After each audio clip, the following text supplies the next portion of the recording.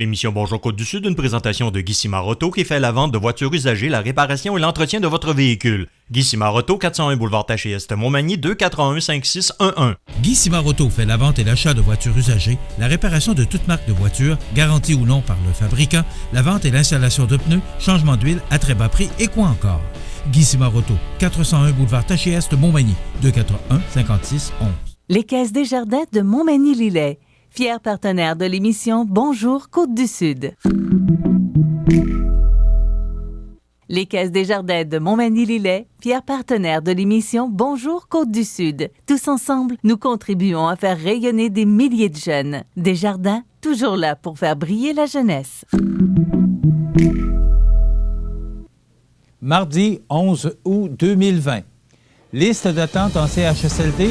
Des actions immédiates sont requises, affirme l'AQDR, soit l'Association québécoise des droits pour les retraités. Le comté de Montmagny-Lillet, Kamouraska, Rivière-du-Loup pourrait devenir bloquiste à la prochaine élection. Le masque obligatoire presque partout dans l'école. Travaux de prolongement du réseau gazier sur le chemin du Coteau et le Rang Nord. Réouverture et période d'inscription pour l'École internationale de musique de Montmagny. Un Canadien sur deux estime que 2020 est la pire année de sa vie. Rentrée scolaire masquée, les parents demeurent inquiets et au sport, le club de golf Saint-Pacôme au premier rang de la première ronde de la Coupe Desjardins. Tous les détails de ces nouvelles dans un instant.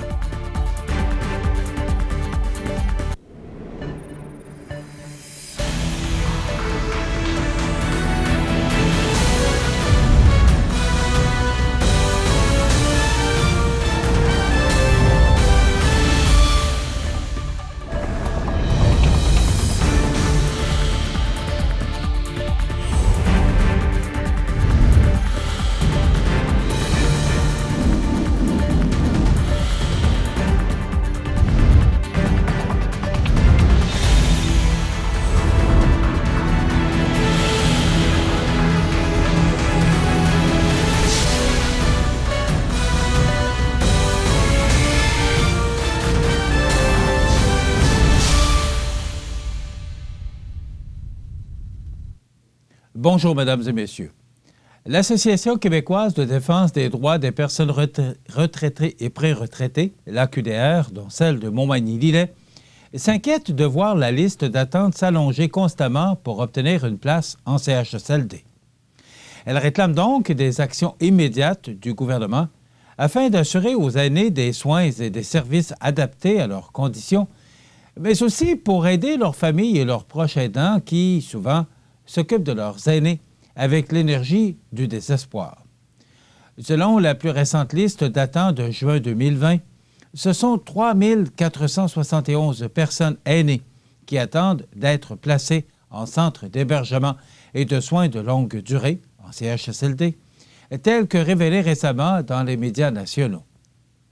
C'est une hausse de 25,5 % comparativement au recensement fait par le ministère de la Santé et des Services sociaux en octobre 2018, au moment de l'élection de la CAQ.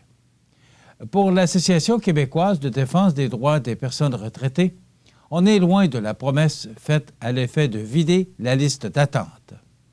La dernière liste du ministère montre que sur 3 471 personnes en attente, 2 089 sont chez elles, 860 sont au centre hospitalier et 338 sont en ressources intermédiaires et ressources de type familial. Et c'est par ailleurs dans les environs de Québec, de la Montérégie, de l'Estrie, de Montréal et Laval, de même que dans les Laurentides, que les besoins en hébergement sont les plus criants. Et derrière ces chiffres soutient l'Association québécoise de défense des droits des personnes retraitées, se cache souvent de la détresse humaine tant chez les personnes âgées elles-mêmes que chez les membres de leur famille et les proches aidants qui arrivent difficilement à combler leurs besoins et qui dépassent plus de 3 heures de soins par jour. Il y a véritablement une urgence d'agir. Le gouvernement doit non seulement accélérer les travaux de rénovation des CHSLD vétustes, mais il doit poursuivre la construction de nouveaux CHSLD, tout en développant les maisons des aînés. En amont, Il doit accroître l'investissement dans les soins et les services à domicile, ainsi permettre aux aînés de vivre le plus longtemps possible dans leur demeure. En ce sens, nous partageons l'avis de la ministre Marguerite Blais. Mais cela doit être plus que de vagues intentions, a déclaré Pierre Lynch, président de l'AQDR, qui est l'Association québécoise de défense des droits des personnes retraitées. Selon les dernières projections estimées par le site QC 125, la circonscription de Montmagny-Lillet-Kamouraska-Rivière-du-Loup, où Bernard Généreux règne, pourrait virer bloquiste si des élections fédérales avaient lieu sous peu. En effet, selon le site, les conservateurs récolteraient présentement 37,1 % des voix, alors que le Bloc québécois, lui, amasserait 34,9 %, soit uniquement 2,2 points de différence. Toujours selon le site, pour la province de Québec, les libéraux auraient 34,5 % des voix pour 33 sièges, les bloquistes obtiendraient 32,7 % des voix pour un total de 35 sièges, et les conservateurs, avec 14 % des votes, récolteraient 8 sièges. Le NPD réussirait, quant à lui, à garder son seul comté au Québec, soit Rosemont-la-Petite-Patrie. Montmagny-Lillet-Kamouraska-Rivière-du-Loup est donc considéré comme étant un comté pivot pouvant aller du côté des bloquistes, comme il pourrait également demeurer conservateur. Par contre, pour le moment, les chances de réélection de Bernard Généreux seraient à 62 % versus 38 % pour le candidat ou la candidate qui représentera le Bloc québécois dans le comté. Il faut néanmoins prendre ces chiffres avec des pincettes puisqu'à la dernière élection fédérale de 2019, le bloquiste Louis Gagnon avait pris plus de 4 points d'avance sur le site QC 125 et ce, quelques jours avant l'élection, pour au final perdre par 9,7 points face au conservateur Bernard Généreux, ayant été réélu avec près de 5 000 voix d'avance. Rappelons que le Bloc québécois envisage de déposer une motion de censure et qui pourrait avoir pour effet de déclencher des élections fédérales à l'automne en corrélation directe avec le scandale de We Charity. Par ailleurs, bien que le chef conservateur intérimaire Andrew Scheer ait écarté l'idée d'une élection générale à court terme, ce sera au nouveau chef de décider, car l'élection de ce dernier aura lieu le 21 août prochain. Si les conservateurs et les bloquistes devaient voter pour faire tomber le gouvernement minoritaire de Justin Trudeau, seul le NPD pourrait sauver la mise pour les libéraux, puisque celui-ci détient actuellement la balance du pouvoir. Le masque devra s'ajouter à la liste des fournitures scolaires pour les élèves du Québec dès la 5e année, a annoncé lundi le gouvernement à 3 semaines de la rentrée. Selon le Journal de Québec, le ministre de l'Éducation, Jean-François Roberge, a présenté à Montréal des ajustements au plan de match du gouvernement qui étaient attendus de pied ferme par les parents et les enseignants. C'est prioritaire qu'on réussisse cette belle rentrée. C'est crucial de rouvrir nos écoles, a-t-il dit. Dès la 5e année et jusqu'à la formation aux adultes, le port du couvre-visage sera obligatoire. Le masque n'aura pas à être porté à l'intérieur des classes ou quand les élèves se mettent à table.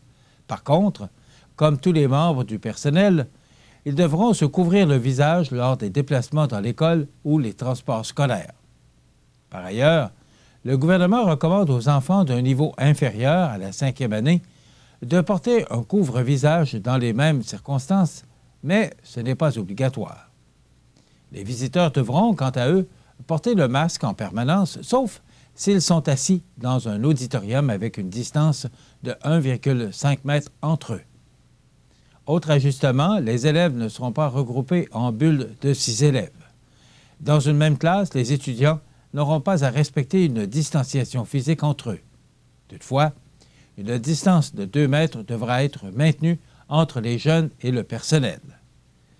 Pour les cégeps et les universités, c'est la consigne du masque obligatoire dans les lieux fermés qui sera appliquée telle qu'annoncée le mois dernier.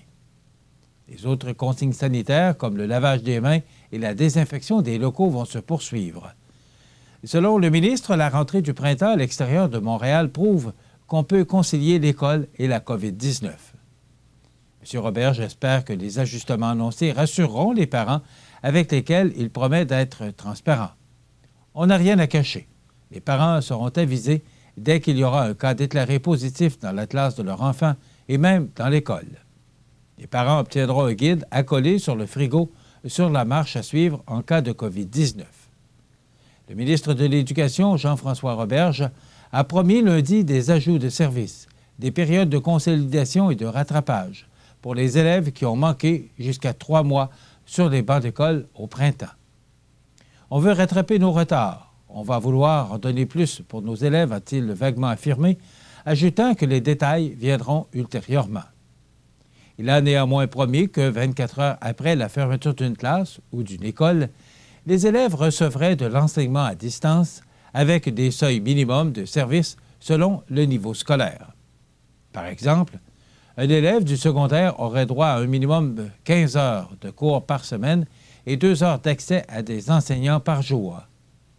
Près de 100 millions de dollars d'équipements technologiques ont été commandés, a dit le ministre. Il est possible qu'une partie de l'enseignement des cours optionnels en secondaire 4 et 5 se déroule à distance. L'offre d'enseignement à distance sera aussi élargie pour les élèves ou ceux ayant un proche avec des problèmes médicaux les mettant à risque.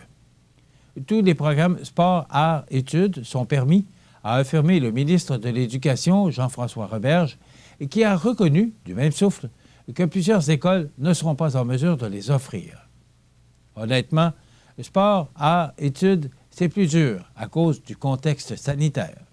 Certaines écoles vont y arriver, d'autres écoles vont être obligées de réduire ou ne pourront juste pas le faire, a-t-il dit. Il laisse aux écoles le soin de décider quel programme pourrait se poursuivre ou non cet automne, tout en respectant les consignes sanitaires comme la désinfection après chaque utilisation de locaux ou d'équipements. Insatisfait des lenteurs pour obtenir les résultats aux tests de dépistage de la COVID-19, le ministre de la Santé, Christian Dubé, promet que ce sera plus efficace. Les parents et les écoles ne devraient pas avoir à attendre jusqu'à 5 jours ou plus pour connaître les résultats d'un test. Il nous reste 3 semaines, on va avoir une meilleure rapidité, a-t-il déclaré lundi en conférence de presse. Le ministre indique être en discussion avec les PDG des centres de santé et de services sociaux pour voir s'il pourrait créer des corridors d'accès au dépistage pour les enfants et leurs parents. L'idée des bulles de seulement 6 élèves, évoquée en juin, a finalement été écartée par le gouvernement. La bulle, c'est la classe, a souligné Jean-François Roberge. Ainsi, les élèves ne devraient côtoyer que les 20 à 25 autres jeunes de leur salle de classe. Ce seront les enseignants qui vont se déplacer. À l'intérieur de la classe, la distanciation physique ne sera pas nécessaire, mais les distances de 2 mètres devront être respectées entre les élèves des autres classes. Aux récréations, à l'extérieur, les élèves n'auront pas à porter le masque, mais ils devraient encore une fois rester dans le même groupe. Les travaux de prolongement du réseau gazier dans la région vont bon train et sont actuellement concentrés sur le chemin du Coteau et le rang nord, entre Montmagny et Saint-Pierre-de-la-Rivière-du-Sud. On vous donne tous les détails dans quelques instants.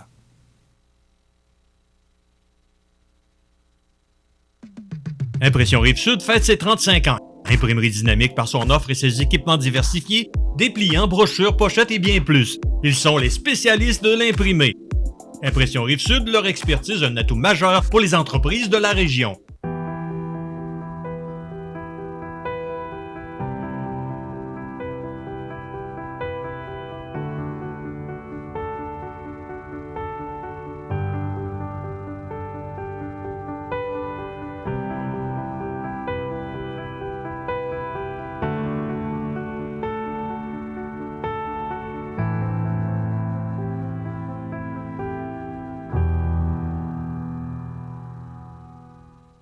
Vous regardez le réseau de télévision C'est ma TV.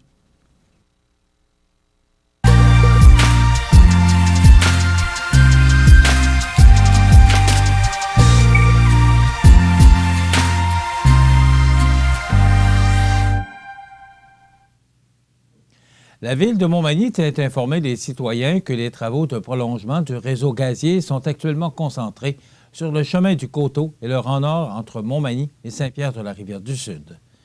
Pour les prochaines semaines, ces 2 artères seront donc réservées à la circulation locale seulement, soit pour accéder aux résidences et aux commerces du secteur, ainsi que pour les services essentiels, soit les urgences, les postes, cueillette des matières résiduelles. Un détour a été mis en place via l'autoroute 20. Afin d'être tenu informé de l'évolution de la situation, il suffit de visiter le ville.montmagny.qc.ca ou de joindre la ligne d'information municipale 248 17 40. L'équipe de l'École internationale de musique a mis les bouchées doubles pour préparer le début de la session en respect des recommandations gouvernementales.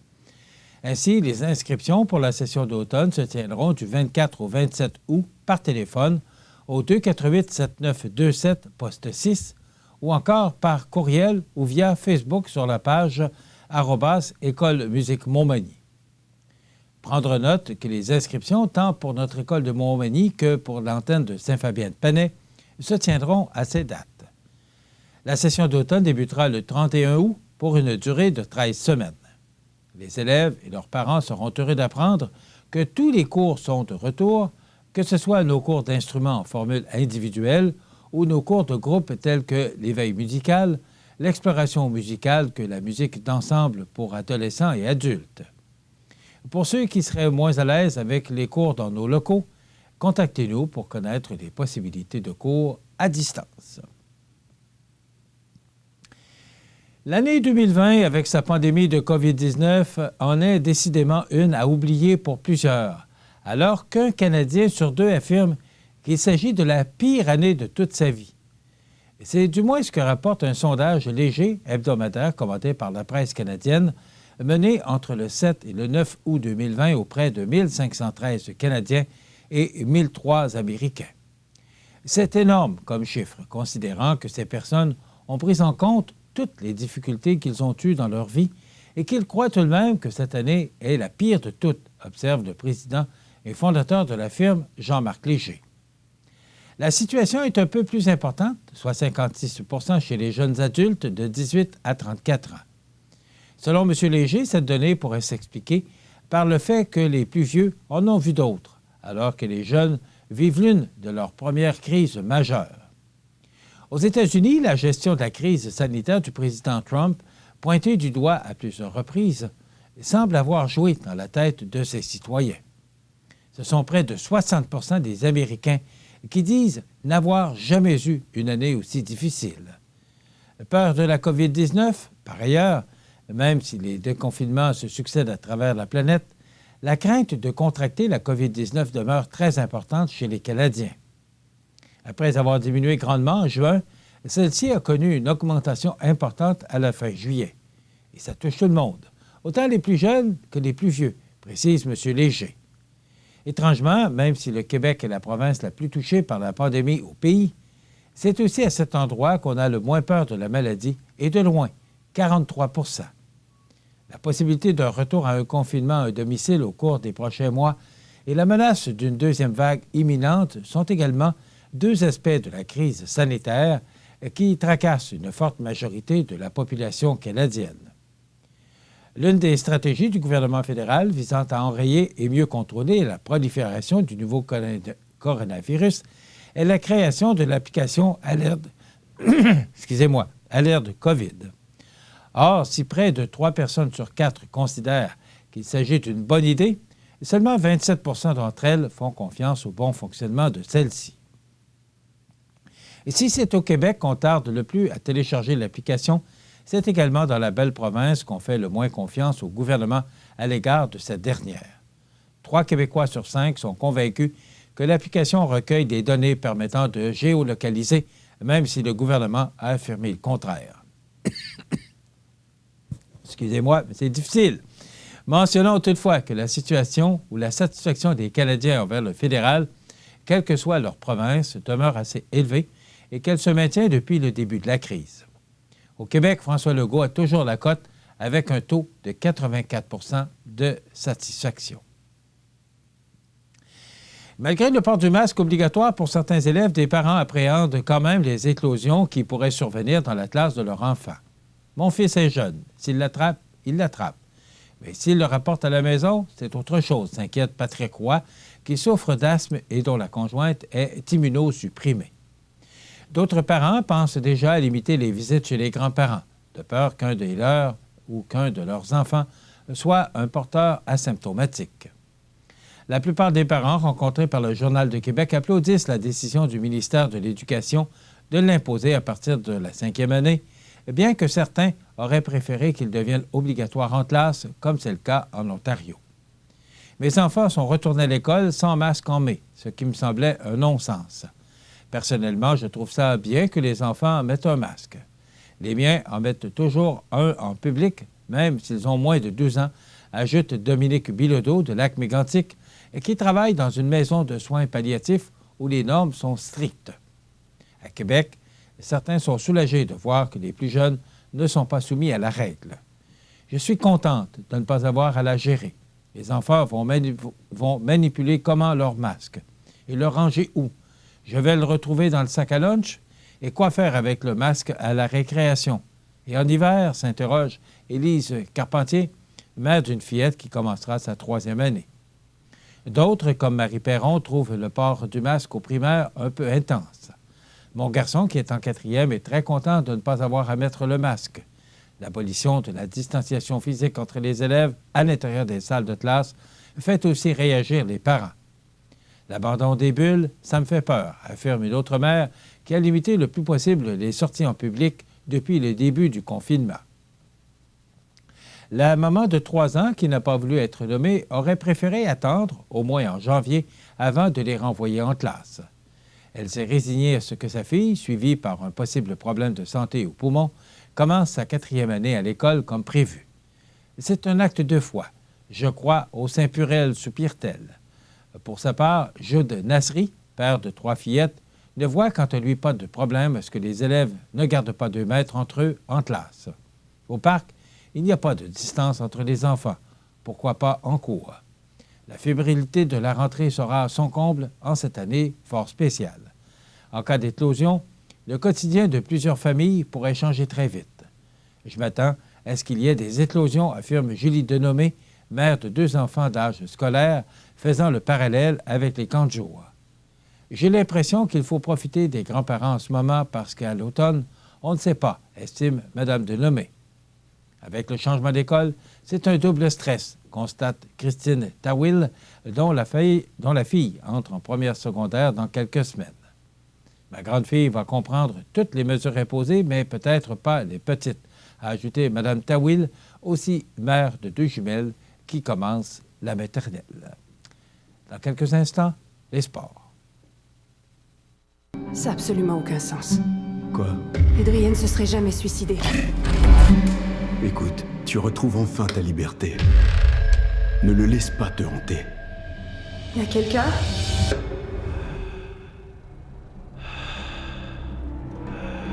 Où es-tu? Où es-tu? Montre-toi! Allez! Allez! Te voilà.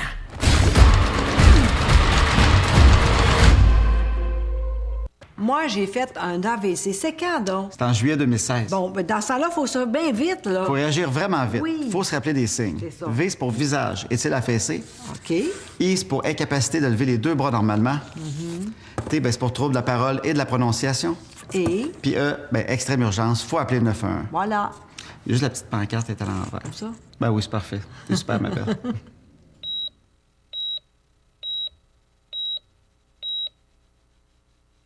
Vous regardez le réseau de télévision C'est ma TV.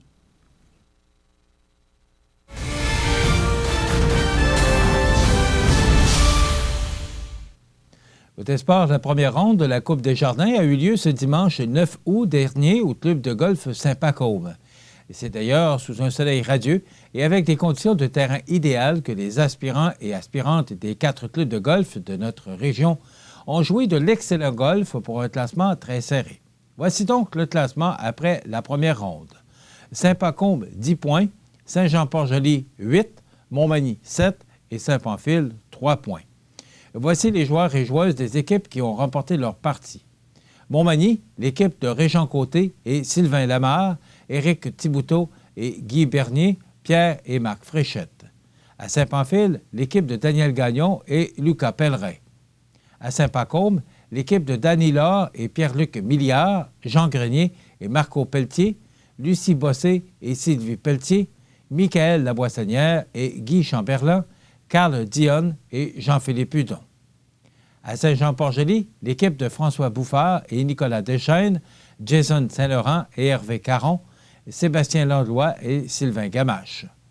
La ronde finale de la Coupe des Jardins aura lieu le dimanche 6 septembre prochain au club de golf Trois-Saumons. Avec un classement aussi serré, il y aura assurément une ronde finale des plus spectaculaires. Voilà ce qui complète notre bulletin d'actualité pour aujourd'hui. Si vous avez des nouvelles à nous transmettre, vous pouvez le faire en communiquant avec notre salle des nouvelles au 418-241-1313, poste 226. Ou encore, vous pouvez nous écrire à nouvelles@cmatv.ca. Vous pouvez également nous suivre comme plus de 13 525 personnes le font maintenant sur la page Facebook de cmatv.ca. Vous êtes à l'antenne du réseau de télévision CMA-TV, le média le plus regardé et le plus suivi, ce qui le confirme, numéro 1 de l'information sur la Côte-du-Sud. Voilà, c'est tout pour l'instant. Dans quelques minutes, les prévisions de la météo et les heures de la marée.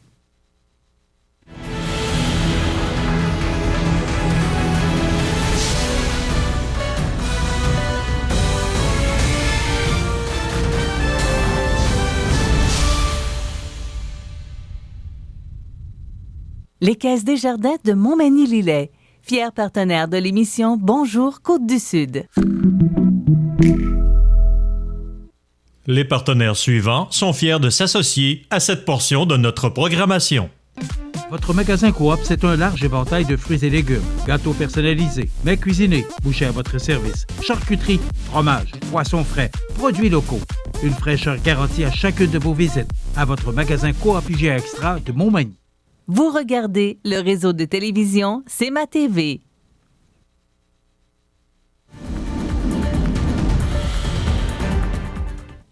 Vous savez, dans le bulletin de nouvelles, on disait que pour certains, 2020 était la pire année. Bien, moi, je vous dirais que pour nous, l'été 2020 a été le plus beau, je pense, depuis des siècles et des siècles. C'est vraiment, là, le mois de mai était beau, le mois de juin était beau, le mois de juillet, maintenant le mois d'août, peu de précipitations, sécheresse même. Alors, je pense que tout le monde, on peut être fier. Vous savez, il y a toujours un côté positif au côté négatif avec ce confinement, cette pandémie. Bien, on nous donne ce merveilleux été. Donc, voilà. Maintenant, il y a un avertissement là, d'orage violent en vigueur pour Montmagny, Saint-Jean-Port-Joli, Saint-Fabien et Saint-Pamphile.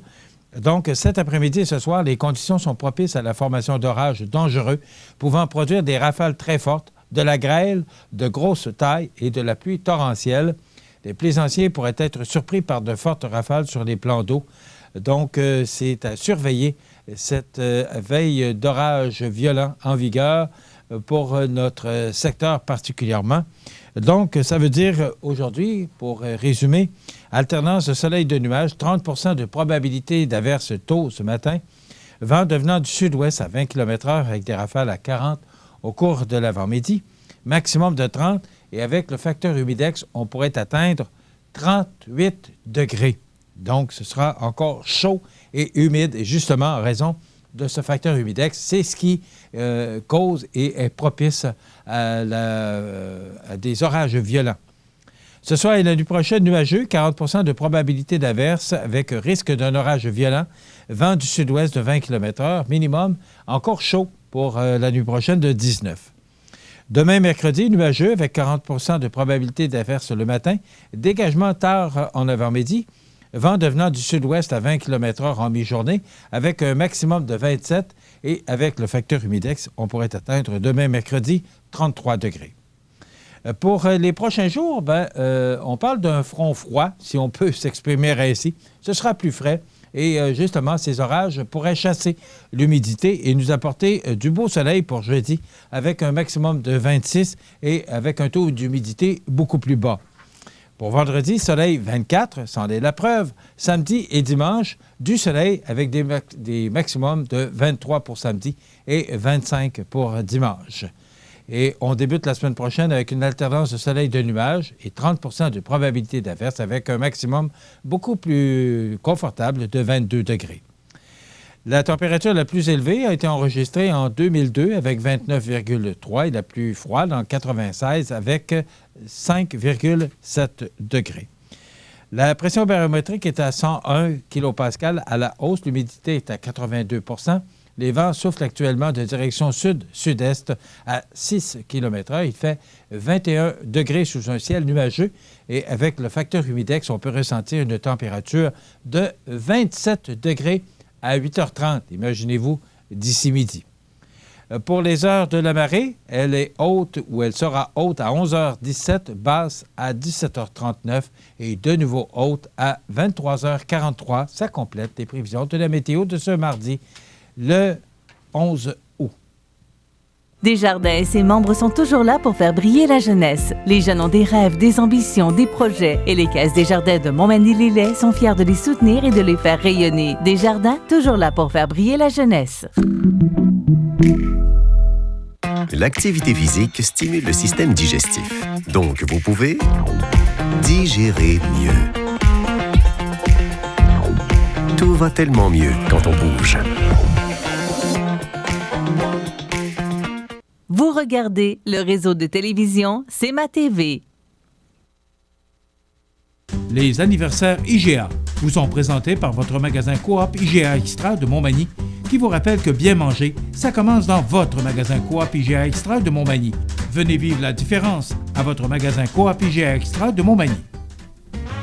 C'est aujourd'hui mardi le 11 août. Le 11 août, eh oui, 11 août et on profite justement de cette belle température pour aller jouer dehors.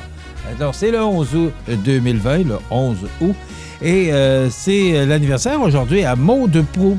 C'est de la part de Jeannette. Alors, bon anniversaire, Maude Proulx, en ce 11 du mois d'août. Et je pense que c'est aujourd'hui parce qu'on ne m'a pas donné la date de naissance. Donc, je constate, ou je me dis que c'est aujourd'hui.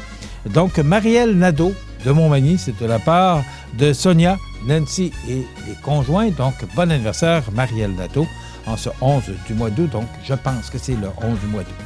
Alors, c'est bien important, lorsque vous nous téléphonez, de nous donner la date de naissance et le numéro de téléphone, c'est bien important, au cas où cette personne mériterait le certificat cadeau de 25 $ offert par votre magasin Coop IGA chaque semaine, tirage qui a lieu le vendredi.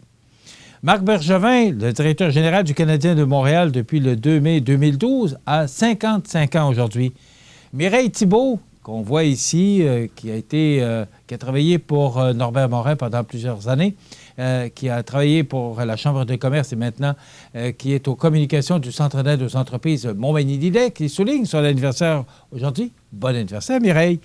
Rocco Ritchie, fille de Madonna et de Guy Ritchie, elle a 20 ans, et Nathalie Coupal, comédienne et actrice québécoise, 60 ans. Les disparus de ce 11 du mois d'août. En 2000, Jean Papineau Couture, 83 ans, compositeur et pédagogue québécois. Israël Cristal, 113 ans, survivant de l'Holocauste et identifié par le Guinness des records comme l'homme le plus vieux du monde. Comprends? 113 ans. Et en 2014, tristement, nous a quitté Robin Williams, 63 ans, acteur et humoriste américain.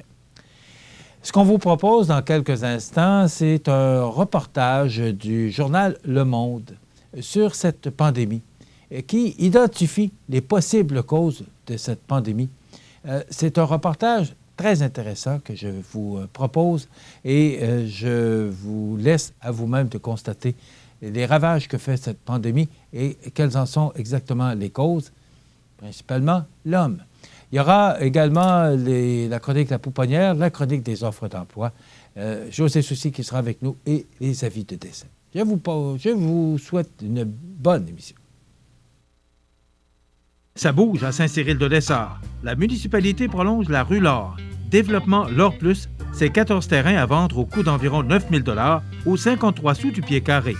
Prêt à construire, disponible et offrant tous les services. De bonne superficie, ces terrains sont situés au cœur du village. De plus, vous bénéficierez d'un crédit taxe sur 3 ans. À quelques minutes des grands axes routiers, c'est une occasion unique d'être propriétaire dans un coin de pays majestueux. Pour obtenir plus d'informations, 247-5186. En 1833, un jeune de 20 ans eut une idée. Une petite idée qui allait devenir un grand projet. Aujourd'hui, le rêve d'Ozanam est devenu réalité. Au Québec, depuis 1848, la Société de Saint-Vincent-de-Paul est là pour aider lors des pires catastrophes. Et c'est au quotidien qu'elle fait toute la différence, en donnant nourriture, meubles et vêtements à ceux qui en ont vraiment besoin. Depuis 165 ans.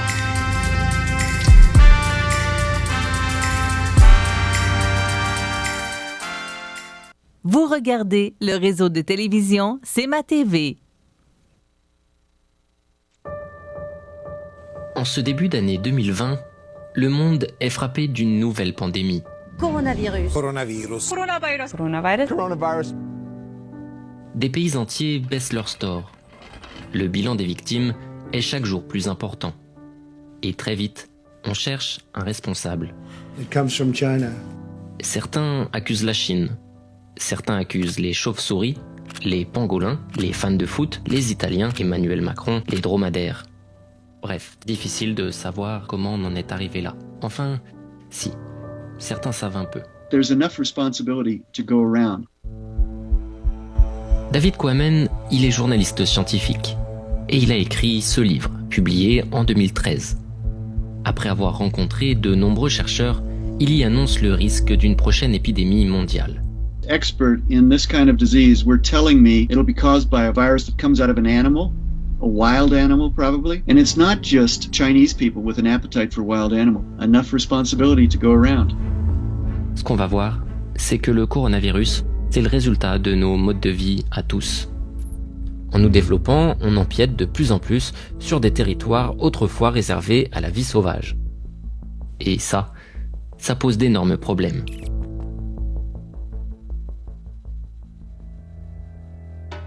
Une maladie infectieuse qui se transmet d'un animal vers l'humain, ça a un nom. Ça s'appelle une zoonose. Et au XXe siècle, on en a vu apparaître de plus en plus. C'est ce qu'a montré en 2008 une étude publiée dans la revue Nature. On remarque un pic dans les années 80 qui correspond à la découverte de nouveaux agents infectieux.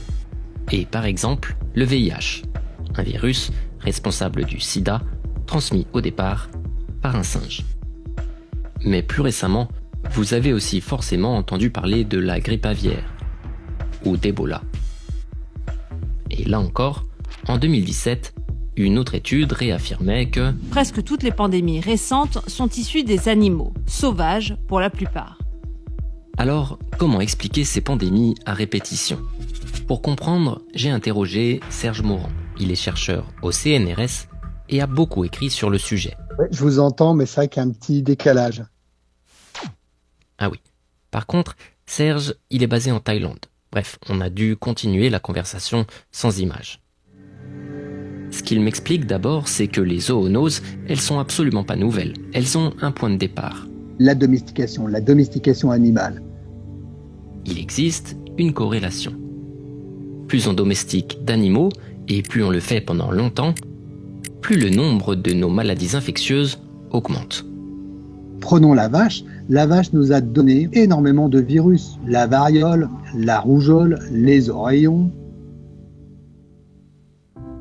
Bon, mais là, on parle de choses qui ont des milliers d'années. Alors, qu'est-ce qui a changé? Eh bien, ce qui est nouveau, c'est que les maladies qui apparaissent aujourd'hui, elles nous viennent surtout d'animaux comme les chauves-souris. Comment ça se fait? En gros, ce qui se passe, c'est que c'est l'homme qui va de plus en plus au contact de ce type d'espèces sauvages avec lesquelles on n'est pas censé vivre. C'est surtout le cas dans les tropiques, là où la biodiversité est la plus riche. On y trouve de plus en plus d'humains qui empiètent de plus en plus sur la forêt. L'indicateur qui permet de montrer ça, c'est la superficie forestière par habitant. Eh bien, dans les tropiques, celle-ci a quasiment été divisée par 2, en à peine 25 ans. Le problème, c'est que plus on compresse les habitats des animaux sauvages, plus on accroît le risque de maladie. Et ça, pour au moins 2 raisons. D'abord, parce que la densité des populations animales augmente. C'est comme si on les serrait les uns contre les autres, y compris nous, ce qui facilite les transmissions de pathogènes. Ensuite, parce que les animaux qui s'habituent le mieux à la présence de l'homme, voire profitent de la situation, ce ne sont pas forcément les bons. Ce sont des espèces généralistes. Ils s'habituent à tout, un rat, ça mange de tout. Certains moustiques, ils peuvent faire aussi le repas sanguin sur tout. Et quand on est généraliste, on a plus de chances d'attraper des pathogènes et des virus. Au fil du temps, ces espèces généralistes, elles développent des résistances pour vivre avec ces pathogènes. Et donc, elles s'en transportent tout un tas, ce qui peut ensuite nous contaminer.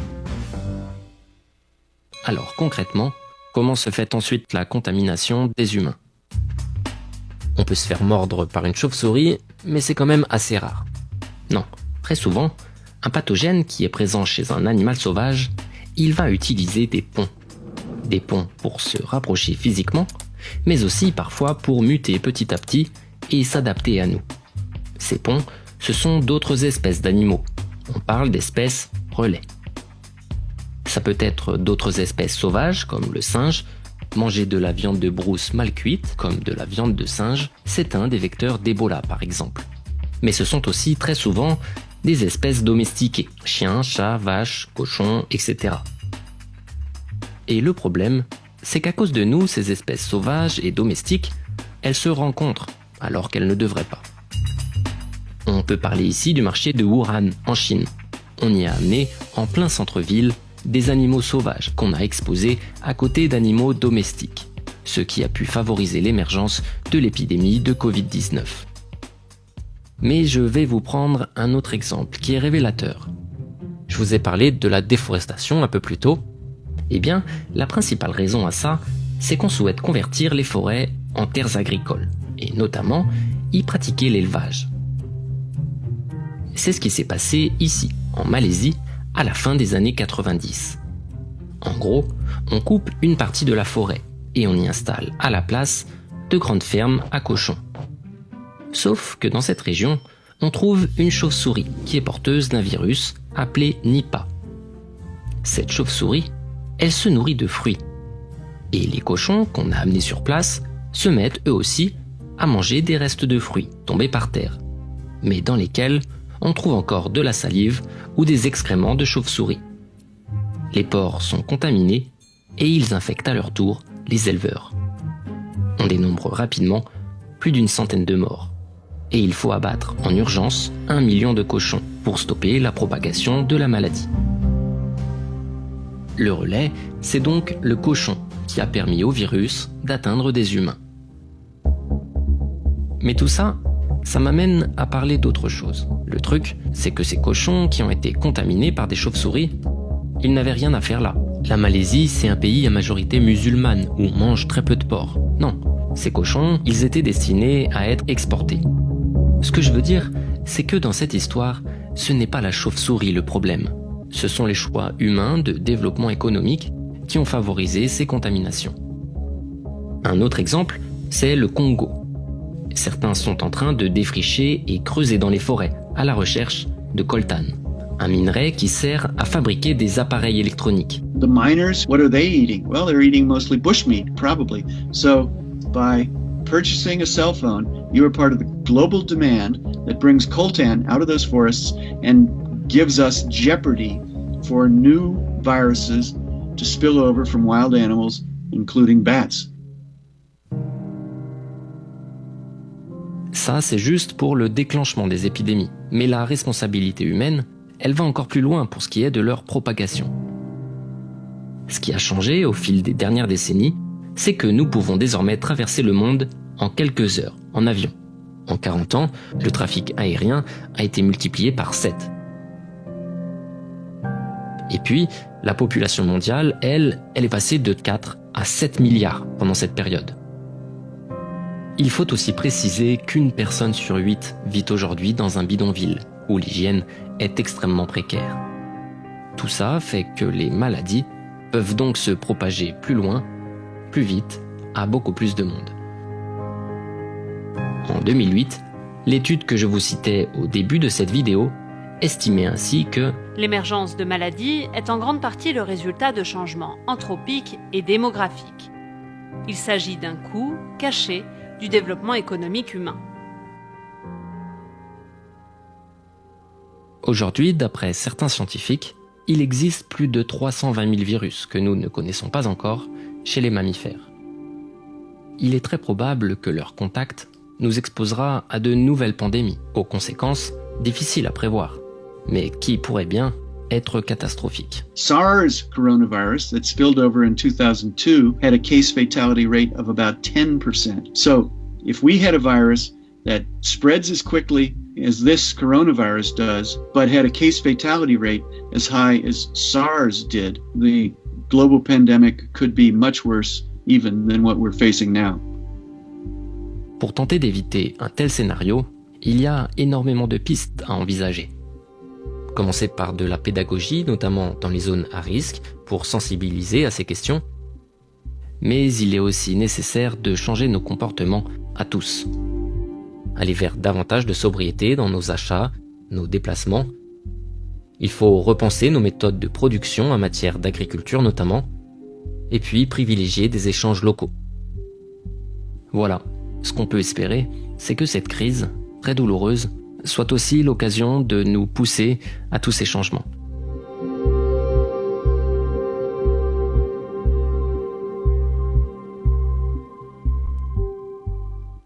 Desjardins et ses membres sont toujours là pour faire briller la jeunesse. Les jeunes ont des rêves, des ambitions, des projets et les caisses Desjardins de Montmagny-Lillet sont fiers de les soutenir et de les faire rayonner. Desjardins, toujours là pour faire briller la jeunesse. Le réseau de télévision CEMA TV est fier de vous présenter La Pouponnière, en collaboration avec votre Jean Coutu de Montmagny, où l'on trouve de tout, même un ami. Santé, beauté, photo. Votre Jean Coutu de Montmagny, c'est tout ça et encore bien plus. Jean Thibault et toute son équipe du Jean Coutu de Montmagny sont fiers de s'associer à CEMA TV dans la présentation de La Pouponnière et profitent de l'occasion pour féliciter les heureux parents. Alors, on a deux petits poupons à vous présenter ce matin. D'abord, Émeric Lizotte, né le 6 août 2020. Les parents Roxane Giasson et Steven Lizotte, ils sont de Montmagny. Donc, bravo. Et bienvenue à Émeric, les parents Roxane Giasson, Steven Lizotte de Montmagny. Émeric est né le 6 août dernier. Maintenant, Rosabelle Parent, les parents Émilie Jonca et Marc-André Parent. Rosabelle qui est née le 6 août. Alors, ils sont de la Pocatière, donc bravo et félicitations à Émilie Jonca et Marc-André Parent pour la naissance de Rosabelle Parent le 6 août dernier, des gens de la Pocatière. Voilà, on n'a pas de tirage ce matin parce que la semaine dernière, on n'avait pas de petits poupons à vous présenter, seulement qu'un petit poupon qu'on vous a représenté parce qu'on avait la photo, ce qu'on n'avait pas lorsqu'on l'a présenté. Donc, il n'y a pas de tirage la semaine dernière. On se reprendra parce que déjà, on a deux petits poupons et on en aura probablement jeudi aussi. Donc, félicitations à tous les heureux parents. Et aussi, je m'empresse de remercier tout le personnel de la pouponnière de l'hôpital de Montmagny pour leur étroite collaboration qui nous permet de vous présenter cette chronique à tous les mardis et jeudis à la même heure. Vous regardez le réseau de télévision CEMA TV. Les prévisions de la météo. Une présentation de Promutuelle Assurance Montmagny-Lillet. Toujours à l'écoute de vos besoins. La météo est présentée par Promutuelle Assurance Montmagny-Lillet, où des professionnels de chez nous sont heureux de répondre à tous vos besoins en assurance. Promutuelle Assurance Montmagny-Lillet est là, dans la région, pour ses membres et la communauté.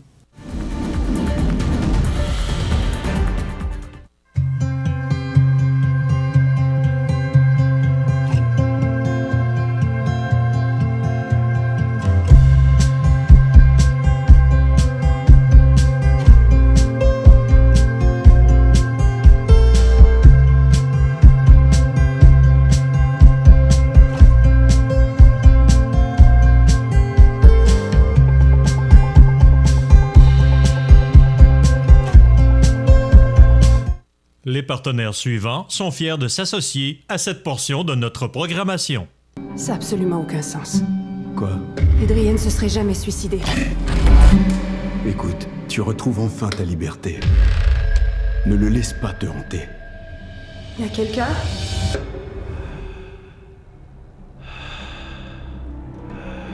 Où es-tu?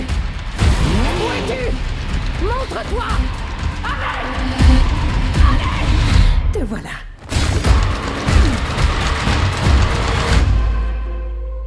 La chronique des offres d'emploi présentée par le Centre d'aide et de recherche d'emploi Montmagny-Lillet, le CAR, organisme à but non lucratif, à Montmagny, Saint-Fabien-de-Panay, Saint-Pamphile et Saint-Jean-Port-Joli, 418-248-9559 ou lecar.ca.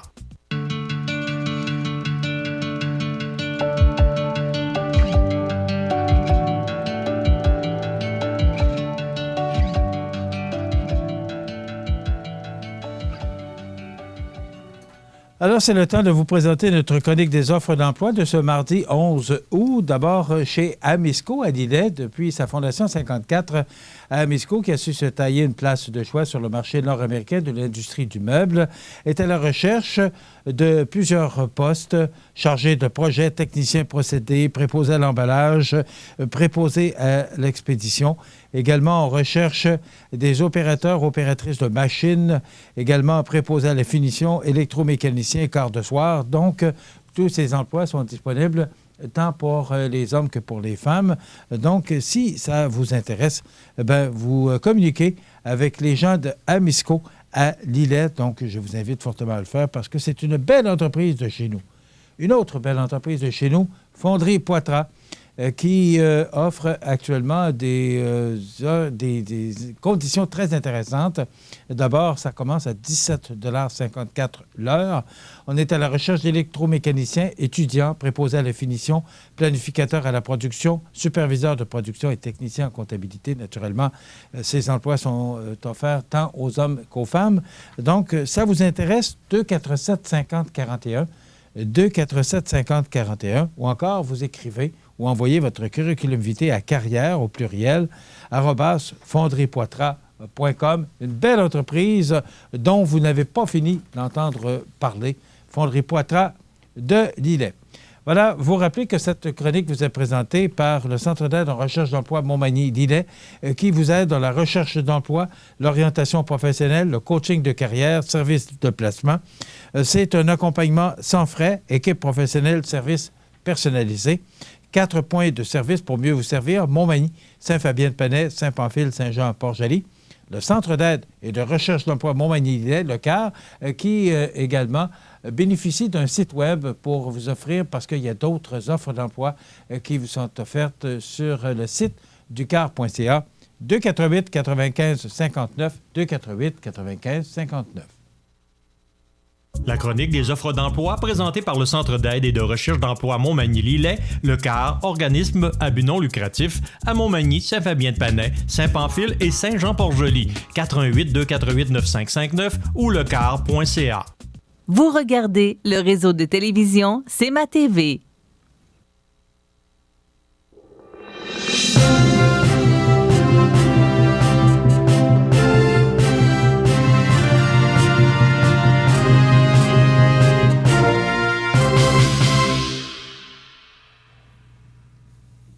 Il est là, comme tous les matins, José Soucy, pour nous livrer les grands titres de l'actualité. José Soucy, bon matin. Bon matin, Michel. José, d'abord, je parlais de pandémie, puis de tout ce qu'on vit actuellement, que dans un texte de notre bulletin de nouvelles qui disait que pour certains, là, selon un sondage, c'était la pire année de leur vie, 2020. Ouais, la moitié des Canadiens, oui. Oui. Alors, mais on a, heureusement, un des beaux étés qu'on n'a pas eu depuis des siècles et des siècles. Mais ça ne s'est pas toujours passé comme ça. En 81, d'ailleurs, je m'en souviens très bien, le 6 août 81, c'est le déluge. Plusieurs, probablement, s'en souviendront pour ceux qui restaient ou demeuraient près de la rivière du Sud. Loin d'un beau soleil d'été, c'est une pluie diluvienne qui frappait la région en ces 6 et 7 août 81. Et cette masse d'eau concentrée causa de nombreux dégâts. Parmi ceux-ci, Montmagny a vécu sa pire inondation avec quelques 300 sous-sols inondés, 150 maisons évacuées, en plus de 50 fermes, 5 manufactures et 7 commerces affectés. C'est pas rien, là. Pour sa part, la Rivière-Ouelle a fait des siennes en portant 2 chalets situés entre Saint-Gabriel-l'Allemand et Saint-Onésime d'Eastworth. Et cette même rivière était si grosse et tumultueuse qu'elle a miné également une partie du terrain de l'auberge de la rivière à Saint-Pacôme, atteignant même à un certain moment le tablier du pont. Donc, ça s'est passé le 6 août 81. Ça a été rapporté par les archives de la Côte-du-Sud, le journal Le Peuple Courrier du 12 août 81. On ne peut pas oublier ça, et je m'en souviens très bien. Parce qu'habituellement, Montmagny, on est inondé à cause de la rivière des glaces. Oui. Et là, c'était vraiment des pluies diluviennes. Alors voilà, pour apprécier ce qu'on a actuellement. Tout à fait. Rien d'autre à rajouter? Non, parce que j'avais juste 2 ans dans un. 2, je ne suis pas originaire d'ici, donc je n'ai pas connu ça. OK. Il y avait juste 2 ans. Ah oui. En 1979. C'est cute. Ben oui. Le comté de Montmagny-Lillet, Kamouraska et Rivière-du-Loup pourrait devenir bloquiste à la prochaine élection. Tu m'as surpris un peu avec ton texte. Je te dirais que c'est des chiffres qui sont à prendre avec des pincettes, comme je l'ai indiqué dans le texte, parce que on se souviendra qu'à la dernière élection fédérale, selon Québec 125, à la fin, Louis Gagnon, qui était le candidat bloqué, ça avait 4 points d'avance. Et finalement, ça s'est terminé avec une avance considérable de Bernard Généreux, avec 9,7 points d'avance. En d'autres termes, près de 5 000 voix d'avance sur son principal concurrent. Par contre, là, on sait que Bernard va se représenter. Louis Gagnon, on ne le sait pas. Il a confirmé qu'elle allait se représenter. Louis Gagnon? Hein? Louis Gagnon ou Bernard? Bernard Généreux a confirmé. Oui, il a confirmé, tout à fait, on le sait. sait, mais Louis Gagnon, on ne le sait pas encore. OK. Toujours est-il, le ou la candidate qui vont se présenter pour le Bloc québécois, ils ont des chances quand même. Mais il va falloir faire beaucoup mieux dans le Kamouraska pour celui ou celle qui va porter les couleurs du Bloc, parce que c'est là, possiblement, que ça s'est joué. J'explique un peu. Dans le comté, la métropole du comté, c'est Rivière-du-Loup. Louis Gagnon a réussi à remporter Rivière-du-Loup, mais il aurait dû au moins remporter le Kamouraska ou un autre des 2 autres MRC. Sauf que c'est pas arrivé. Dans le fond, Bernard Généreux a ramassé la MRC de Montmagny, la MRC de Lillet et la MRC du Kamouraska, même s'il a perdu fortement celle de Rivière-du-Loup. C'est pour ça qu'il y a eu une avance considérable comme ça. Mais José, il y a toujours, à chaque élection, là, parce que moi, j'ai l'impression que Rivière-du-Loup, c'est moins notre comté.